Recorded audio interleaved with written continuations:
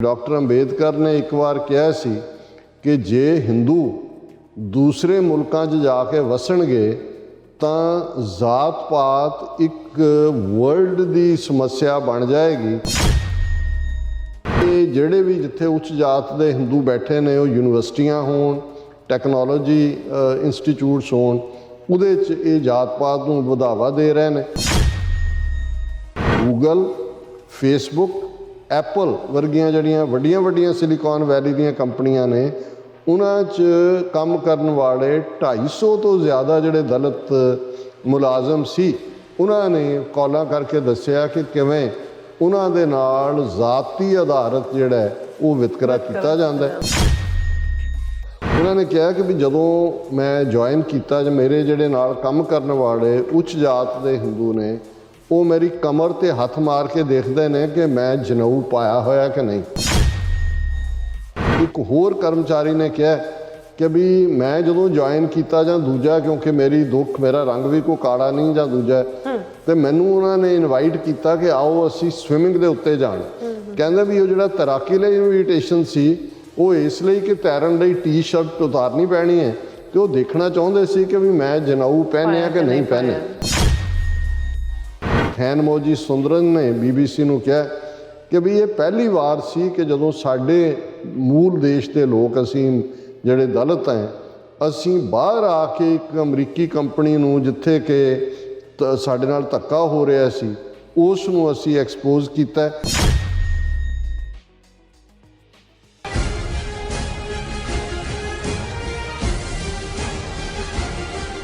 Viewers programme ਨੂੰ ਹੋਰ ਅੱਗੇ ਵਧਾਉਂਦੇ ਹਾਂ। ਦੂਸਰੇ ਅਹਿਮ ਇਸ਼ੂ ਦੇ ਨਾਲ ਇਸ ਦੇ ਵਿੱਚ ਆਪਾਂ ਗੱਲਬਾਤ ਕਰਨ ਜਾ ਰਹੇ ਹਾਂ ਕਿ ਜੇ ਬ੍ਰਾਹਮਣਵਾਦ ਨੇ ਊਚ ਨੀਚ ਅਤੇ ਜਾਤ ਪਾਤੀ ਨਫ਼ਰਤ ਦਾ ਜਿਹੜਾ ਐਸਾ ਡੂੰਘਾ ਬੀਜ ਬੀਜਿਆ ਹੈ ਜਿਸ ਦੀਆਂ ਜਿਹੜੀਆਂ ਸ਼ਾਖਾਵਾਂ ਨੇ ਹੁਣ ਅਮਰੀਕਾ ਤੱਕ ਪਹੁੰਚ ਚੁੱਕੀਆਂ ਨੇ। ਔਰ BBC ਨੇ ਇੱਕ ਸਟੋਰੀ ਕੀਤੀ ਹੈ ਕਿ ਕਿਵੇਂ ਅਮਰੀਕਾ ਵਿੱਚ ਨੌਕਰੀਆਂ ਦੇ ਮਾਮਲੇ ਵਿੱਚ ਉੱਚ ਜਾਤੀ ਹਿੰਦੂਆਂ ਵੱਲੋਂ ਕਿਵੇਂ ਦਲਿਤਾਂ ਨਾਲ ਜਿਹੜਾ ਵਿਤਕਰਾ ਕੀਤਾ ਜਾ ਰਿਹਾ ਹੈ। ਸੋ ਇਸ ਬਾਰੇ ਆਪਾਂ ਗੱਲਬਾਤ ਕਰਨ ਜਾ ਰਹੇ ਹਾਂ। ਸੋ ਅਸੀਂ ਚਾਹਾਂਗੇ ਕਿ ਤੁਸੀਂ ਇਸੇ ਤਰ੍ਹਾਂ ਜੁੜੇ ਰਹਿਣਾ। ਦੇਖਣ ਸੁਣਨ ਲਿਖਣ ਲਈ ਤੁਹਾਡਾ ਸਭ ਦਾ ਬਹੁਤ ਬਹੁਤ ਧੰਨਵਾਦ जी। डॉक्टर साहब की कहना चाहोगे? देखो जिहड़ा कोड हुंदा है बीमारी हुण तां जो एक्जीमा उहनूं कहंदे ने, किसी ज़माने दे विच उहनां नूं शहरां चों कढ दित्ता जांदा सी, जंगलां दे विच ही उहनां दियां वो रहिंदे सी, उही बेचारे मर मुर जांदे सी। सो ये जिहड़ा कास्ट सिस्टम का कोड है, लैप्रोसी है, ये कल्ली सब कॉन्टीनेंट तक नहीं है, साउथ एशिया तक नहीं है। अज क्योंकि दुनिया भर दे विच जिहड़े हुण जदों तो IT सैक्टर दे थल्ले बहुत सारे जिहड़े उच्च जाति जिन्हां लई स्वर्ण जाति हिंदू लफज इस्तेमाल हुंदा है वो बाहरले मुल्कां 'च भी आके वसे ने। बहुत सारियां IT कंपनियां नूं कंट्रोल करदे ने, उन्हां दे एग्जैक्टिव बोर्ड्स ते ने। और दलित लफज जिहड़ा ज़ाहिर है दलित का मतलब दलिया होया ओप्रैस्ड हुंदा है, उस दे लई जात पाती सिस्टम दे विच तां लफज अछूत है, अनटचेबल, कि जिसका परछावां भी नहीं पैना चाहिए, जिहदे नेड़े भी नहीं जाना चाहिए। लेकिन किवें इत्थे आके भी जिहड़े हाई कास्ट उच्च जाति ने हिंदू वो किवें भेदभाव करते हैं। असी माइनॉरिटीज़ का तो सफ़र करते ही हाँ, वो सिख हो मुसलमान हो जां दूजे, बट विद इन अमरीका तक और यूरोप और एक स्टेज के उत्ते जदों इन्हां दी UN दी ह्यूमन राइट कौंसल दी डारफर दे विच साउथ अफ्रीका सी एक मीटिंग, तो उदों आलमोस्ट इस लॉबी के उत्ते वो नेड़े ले आईयां सी दलित जथेबंदियां कि कास्ट सिस्टम नूं अपारथाइड वजों मानता दी जाए। जिवें अपारथाइड रंग भेद के उत्ते खड़ी नीति सी साउथ अफ्रीका दी और बाद दे विच खत्म होया कि भी ये तां वर्स्ट है रेसिज्म तो भी। लेकिन इंडिया ने इन्नी लॉबी की कि फाइनली वो पास नहीं सी हो सकिया। पर ये इशू जिवें कास्ट सिस्टम दे उत्ते एक अमरीका दे विच प्रोमीनेंट राइटर की किताब ने ये होर अवेयरनेस पैदा की और मैनूं खुशी भी हुई देख के कि ईवन BBC वर्गे चैनल जिथे कि काफ़ी हिंदू तवियां का बोलबाला है इन्हां दे साउथ एशिया जिन्नी देर मार्क टली जिहड़ा वो BBC का हैड रहा दिल्ली च बैठिया, उन्हें बिल्कुल इंडिया की सेवा ही की। घर वाली भी उहदी जिहड़ी है वो हिंदू धर्म नाल संबंधित है। तो मार्क टली जां इस किस्म के अध पजदे गोरे एंगलो इंडियन जिहड़े सी उन्होंने हमेशा ही इस ਜਿਹੜੀ ਬਿਮਾਰੀ ਹੈ ਜ਼ਾਤ ਪਾਤੀ ਸਿਸਟਮ ਦੀ, ਇਹਨੂੰ ਦਬਾ ਕੇ ਜਿਹੜਾ ਮਿਸਕੋਟ ਕਰਨ ਦਾ ਕੋਸ਼ਿਸ਼ ਕੀਤੀ। ਲੇਕਿਨ ਅਲਟੀਮੇਟਲੀ ਮੈਂ ਸਮਝਦਾ ਵੀ ਐਜੂਕੇਸ਼ਨ ਬਹੁਤ ਵੱਡੀ ਚੀਜ਼ ਹੁੰਦੀ ਹੈ। ਡਾਕਟਰ BR ਅੰਬੇਦਕਰ ਇੱਕ ਰੋਸ਼ਨ ਦਿਮਾਗ, ਇੰਟੈਲੈਕਚੁਅਲ, ਉਹਨਾਂ ਨੇ ਜਿੱਥੇ ਐਜੂਕੇਸ਼ਨ ਤੇ ਜ਼ੋਰ ਦਿੱਤਾ, ਔਰ ਅੱਜ ਦਲਿਤ ਭਾਈਚਾਰੇ ਦੇ ਵਿੱਚ ਵੀ ਹਾਈਲੀ ਐਜੂਕੇਟਡ ਲੋਕ ਬਾਹਰ ਵੀ ਬੈਠੇ ਨੇ, ਔਰ ਉਹ ਦੇਖ ਰਹੇ ਨੇ ਕਿ ਵੀ ਇਸ ਜਿਹੜਾ ਕਾਸਟ ਸਿਸਟਮ ਔਰ ਇਹਦੇ ਨਾਲ ਜੁੜਿਆ ਹੋਇਆ ਸਾਰਾ ਸਿਸਟਮ ਹੈ, ਇਹਨੂੰ ਕਿਵੇਂ ਟਾਰਗੇਟ ਕੀਤਾ ਜਾਏ। ਹਾਲਾਂਕਿ ਜੇ ਤੁਸੀਂ ਭਾਰਤ ਦੇ ਹਵਾਲੇ ਨਾਲ ਦੇਖੋ, ਉੱਥੇ ਤਾਂ ਖਬਰਾਂ ਰੋਜ਼ ਹੀ ਹੁੰਦੀਆਂ। ਜਦੋਂ ਅਸੀਂ ਗੱਲ ਵੀ ਕਰ ਰਹੇ ਹਾਂ, ਇੱਕ ਮੇਜਰ ਖਬਰ ਹੈ, Dalit family stopped from using crematoriums platform for last rites of kin in Madhya Pradesh, ਕਿ ਭਾਈ ਉਹਨਾਂ ਨੇ ਸ਼ਮਸ਼ਾਨ ਘਾਟ 'ਚ ਵੀ ਨਹੀਂ ਜਾਣ ਦਿੱਤਾ। ਇਹ ਖਬਰਾਂ ਤਾਂ ਰੋਜ਼ ਦੀਆਂ ਨੇ। ਔਰ ਇੱਕ ਸੀ ਕਿ ਕਿਵੇਂ ਇੱਕ ਛੋਟੇ ਦਲਿਤ ਬੱਚੇ ਨੂੰ, ਜਿਹਨੂੰ ਕੁੱਟਿਆ ਵੀ ਉੱਚੀ ਜਾਤੀ ਵਾਲਿਆਂ ਦੇ ਮੁੰਡਿਆਂ ਨੇ, ਬਾਅਦ 'ਚ ਉਹਨੂੰ ਜਿਹੜਾ ਉਹਦੀ ਜੁੱਤੀ 'ਚ ਪਾਣੀ ਪੀਣ ਤੇ ਇੱਦਾਂ ਦੀਆਂ ਖਬਰਾਂ ਤਾਂ ਰੋਜ਼ ਈਵਨ ਦਲਿਤ ਬੱਚੀਆਂ ਦੇ ਨਾਲ ਜਬਰ ਜਨਾਹ। ਪਰ ਅਮਰੀਕਾ ਦੇ ਹਵਾਲੇ ਨਾਲ ਔਰ ਇਸ ਸਟੋਰੀ ਨੂੰ ਵੀ ਮਿਸਟਰ ਮੈਰਿਲ ਸੈਬਸਟੀਅਨ ਨੇ ਜਿਹੜਾ BBC ਦੇ ਲਈ ਕੀਤਾ, ਔਰ ਉਹਦਾ ਹੈਡਲਾਈਨ ਹੀ ਉਹਨਾਂ ਨੇ ਇਹ ਦਿੱਤਾ। ਉਹਦੀ ਜਿਹੜਾ BBC ਦੀ ਹਿੰਦੀ ਸਰਵਿਸ ਨੇ ਵੀ ਸਟੋਰੀ ਨੂੰ ਅੱਗੋਂ ਟਰਾਂਸਲੇਟ ਕੀਤਾ ਕਿ ਭਾਰਤ ਦੇ ਵਿੱਚ ਉੱਚੀ ਜਾਤੀਆਂ ਦੇ ਬਾਹਰ ਆ ਕੇ ਵੀ ਆਪਣੀ ਜ਼ਾਤ ਨੂੰ ਨਹੀਂ ਛੱਡ ਰਹੇ, ਔਰ ਇੱਥੋਂ ਉਹਨਾਂ ਨੇ ਜਿਹੜੀ ਇਹ ਸਟੋਰੀ ਸ਼ੁਰੂ ਕੀਤੀ ਹੈ। ਕਿਉਂਕਿ ਇਹ ਇੱਥੇ ਬੈਠੇ ਜਿਹੜੇ ਦਲਿਤ ਐਕਟਿਵਿਸਟ ਨੇ, ਉਹਨਾਂ ਦੀ ਮਿਹਨਤ ਦਾ ਬਦੌਲਤ ਹੈ ਕਿ ਹੁਣ 14 ਅਪ੍ਰੈਲ ਦਾ ਦਿਨ ਅਮਰੀਕਾ ਦੀਆਂ 2 ਸਟੇਟਾਂ 'ਚ ਕੋਲੋਰਾਡੋ ਔਰ ਮਿਸ਼ੀਗਨ ਦੇ ਵਿੱਚ ਡਾਕਟਰ BR ਅੰਬੇਦਕਰ ਇਕੁਆਲਿਟੀ ਡੇ ਇਸ ਵਜੋਂ ਮਾਨਤਾ ਮਿਲੀ ਹੈ। ਔਰ ਇਹ ਜਦੋਂ ਅਸੀਂ 14 ਅਪ੍ਰੈਲ ਦੀ ਗੱਲ ਕਰਦੇ ਹਾਂ, ਖਾਲਸਾ ਸਾਜਨਾ ਦਿਵਸ ਵੀ 14 ਅਪ੍ਰੈਲ ਹੈ, ਜਿਹਨੂੰ ਵਾਸ਼ਿੰਗਟਨ DC US ਕਾਂਗਰਸ 'ਚ ਜਿਹੜਾ ਨੈਸ਼ਨਲ ਸਿੱਖ ਡੇ ਵਜੋਂ ਮਾਨਤਾ। ਸੋ ਇਹਦੇ 'ਚ ਉਹਨਾਂ ਨੇ ਲੌਬੀ ਦੇ ਨਾਲ ਕੋਲੋਰਾਡੋ ਔਰ ਮਿਸ਼ੀਗਨ ਦੇ ਵਿੱਚ ਇਹਨੂੰ ਹਾਸਲ ਕੀਤਾ। ਔਰ ਇਸੇ ਤਰ੍ਹਾਂ ਕੈਨੇਡਾ ਦੇ ਬ੍ਰਿਟਿਸ਼ ਕੋਲੰਬੀਆ ਪ੍ਰੋਵਿੰਸ ਦੇ ਵਿੱਚ ਅਪ੍ਰੈਲ ਦੇ ਮਹੀਨੇ ਨੂੰ ਦਲਿਤ ਹਿਸਟਰੀ ਮੰਥ ਇਹ ਰੈਕਗਨਾਈਜ਼ ਕਰਵਾਇਆ। ਔਰ ਇਸ ਦੇ ਉੱਤੇ ਜਿਹੜਾ ਪੂਰੀ ਸਟੋਰੀ ਉਹਨਾਂ ਨੇ ਕੀਤੀ ਕਿ ਵੀ ਕਿਵੇਂ ਵੈਸਟਰਨ ਮੁਲਕਾਂ ਦੇ ਵਿੱਚ ਇਹ ਜਿਹੜਾ ਕਾਸਟ ਸਿਸਟਮ ਜਿਹੜਾ ਫੈਲ ਰਿਹਾ ਬੜੀ ਤੇਜ਼ੀ ਦੇ ਨਾਲ, ਉਹਨੂੰ ਕਿਵੇਂ ਚੈਲੰਜ ਕਰ ਰਹੇ ਨੇ ਦਲਿਤ ਭਾਈਚਾਰੇ ਦੇ ਲੋਕ। ਔਰ ਉਹਦੇ 'ਚ ਉਹਨਾਂ ਨੇ BBC ਨੇ ਹਵਾਲਾ ਦਿੱਤਾ ਹੈ ਅੰਬੇਦਕਰ ਇੰਟਰਨੈਸ਼ਨਲ ਸੈਂਟਰ, ਜਿਹੜਾ ਇਸ 'ਤੇ ਲੌਬੀ ਕਰਦਾ, ਉਹਨਾਂ ਦੇ ਨੇ ਰਾਮ ਕ੍ਰਿਸ਼ਨ ਭੂਪਤੀ। ਉਹਨਾਂ ਨੇ BBC ਨੂੰ ਕਿਹਾ, ਇਸ ਮਿਸਟਰ ਭੂਪਤੀ ਨੇ ਅੰਬੇਦਕਰ ਇੰਟਰਨੈਸ਼ਨਲ ਸੈਂਟਰ ਦੇ ਅੰਬੇਦਕਰ ਨੂੰ ਕੋਟ ਕੀਤਾ ਹੈ ਕਿ ਡਾਕਟਰ ਅੰਬੇਦਕਰ ਨੇ ਇੱਕ ਵਾਰ ਕਿਹਾ ਸੀ ਕਿ ਜੇ ਹਿੰਦੂ ਦੂਸਰੇ ਮੁਲਕਾਂ 'ਚ ਜਾ ਕੇ ਵਸਣਗੇ ਤਾਂ ਜ਼ਾਤ ਪਾਤ ਇੱਕ ਵਰਲਡ ਦੀ ਸਮੱਸਿਆ ਬਣ ਜਾਏਗੀ, ਔਰ ਅਮਰੀਕਾ 'ਚ ਬਿਲਕੁਲ ਇਹੀ ਹੋ ਰਿਹਾ। ਹੁਣ ਅੰਬੇਦਕਰ ਦਾ ਵਿਜ਼ਨ ਸੀ ਕਿ ਵੀ ਇਹ ਇਹ ਕੋਡ ਵਾਂਗ ਹੈ ਕਿ ਜਿਵੇਂ ਉਸ ਦੀ ਜੜ ਫੈਲਦੀ, ਅੱਜ ਅਸੀਂ ਕੈਂਸਰ ਕਹਿੰਦੇ ਹਾਂ ਕਿ ਵੀ ਉਹ ਫੈਲਦਾ ਜਾਂਦਾ ਹੈ। ਫਿਰ ਉਹਨਾਂ ਨੇ ਕਿਹਾ ਕਿ ਵੀ ਇਹ ਜਿਹੜੇ ਵੀ ਜਿੱਥੇ ਉੱਚ ਜਾਤ ਦੇ ਹਿੰਦੂ ਬੈਠੇ ਨੇ, ਉਹ ਯੂਨੀਵਰਸਿਟੀਆਂ ਹੋਣ, ਟੈਕਨੋਲੋਜੀ ਇੰਸਟੀਚਿਊਟਸ ਹੋਣ, ਉਹਦੇ 'ਚ ਇਹ ਜਾਤ ਪਾਤ ਨੂੰ ਵਧਾਵਾ ਦੇ ਰਹੇ ਨੇ। ਔਰ ਇਸੇ ਤਰ੍ਹਾਂ NPR ਨੈਸ਼ਨਲ ਪਬਲਿਕ ਰੇਡੀਓ ਨੇ ਸਤੰਬਰ 2020 'ਚ ਇੱਕ ਸ਼ੋਅ ਰਫ ਟਰਾਂਸਲੇਸ਼ਨ ਕੀਤਾ, ਤੇ ਉਹਦੇ 'ਚ ਜਿਹੜਾ ਇੱਕ ਟੈਕਨੀਕਲ ਫੀਲਡ ਦਾ ਕੰਮ ਕਰਨ ਵਾਲਾ ਕਰਮਚਾਰੀ ਸੀ, ਜਿਹਨੇ ਆਪਣਾ ਪੈਨ ਨੇਮ ਸੈਮ ਕਾਰਨਲਸ ਦਿੱਤਾ, ਉਹਨੇ ਆਪਣੇ ਜਿਹੜੇ ਨੇ ਐਕਸਪੀਰੀਅੰਸ ਸਾਂਝੇ ਕੀਤੇ ਕਿ ਕਿਵੇਂ ਇਹ ਜ਼ਾਤ ਪਾਤੀ ਸਿਸਟਮ ਦਾ ਉਹ ਸ਼ਿਕਾਰ ਹੈ।